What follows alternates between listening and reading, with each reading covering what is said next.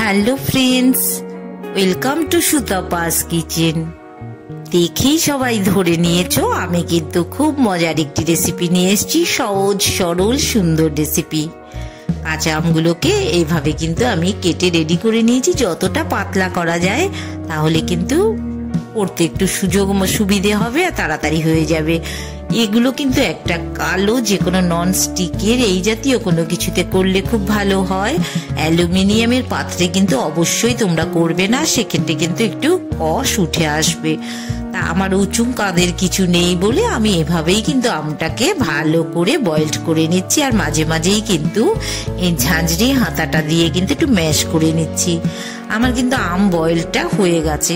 তোমাদের যদি ননস্টিকের প্রেসার কুকার থাকে তোমরা কিন্তু সেক্ষেত্রে প্রেসার কুকারের মধ্যেও আমটাকে বয়েলড করে নিতে পারো।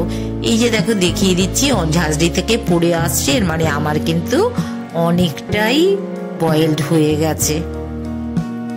এইভাবে করে তোমরা কিন্তু আমটাকে খুব সুন্দর করে বয়েলড করে নেবে। আমার একটা ছোট্ট সিপ দিয়ে কিন্তু আমি একটু, খুব বেশি আমের পাল্প মানে ছিবড়ে তেমন কিছু নেই, তাও আমি যতটা পেরেছি এভাবে করেই বের করে নিয়েছি রসটা। আর একদম যেটুকু ছিবড়ে ছিল সেটুকু কিন্তু আমি আলাদা করে রেখেছি।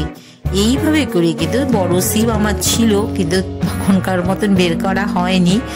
যাই হোক, এইভাবে কিন্তু আমি আমের পাল্পটা, বয়েলড আমের পাল্পটা কিন্তু বের করে নিয়েছি। অবশ্যই কিন্তু এটা কাঁচা আমের জেলি তৈরি করছি আমি ফ্রাই প্যানের মধ্যে। এবার যে জেলিটা করেছি ভালো করে ছেঁকে নিয়েছি আমি, সেটাকে কিন্তু ফ্রাই প্যানের মধ্যে আবারও আমি দিয়ে দিলাম। এই রকম দেখো, এখানে আমি 1 কিলো আমের কিন্তু তৈরি করেছি। চিনি অনেকটাই লাগবে, আমটা একটু আমার একটু বেশ মানে শেষের দিকের আম তো অতটা টক নেই বলে এই রকম 300 গ্রাম চিনির মতন চিনি দিয়েই আমার হয়ে গেছে। তোমাদের যদি খুব টক আম হয় সেক্ষেত্রে কিন্তু অবশ্যই 1 কিলো আমে 500 গ্রাম চিনি লেগে যাবে।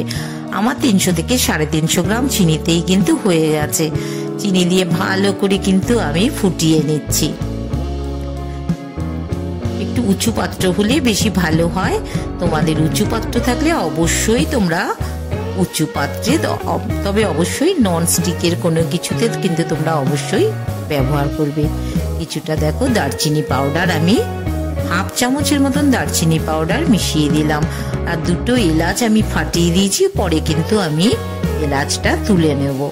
আর যা এলাচির, যদি শুধু এলাচির পাউডার যদি থাকে তোমরা আলাদাভাবে এলাচির পাউডারটাও কিন্তু মিশিয়ে দিতে পারো। আমি 1/2 চামচ দারচিনি পাউডার দিলাম আর 2টো এলাচি ফাটিয়ে দিলাম।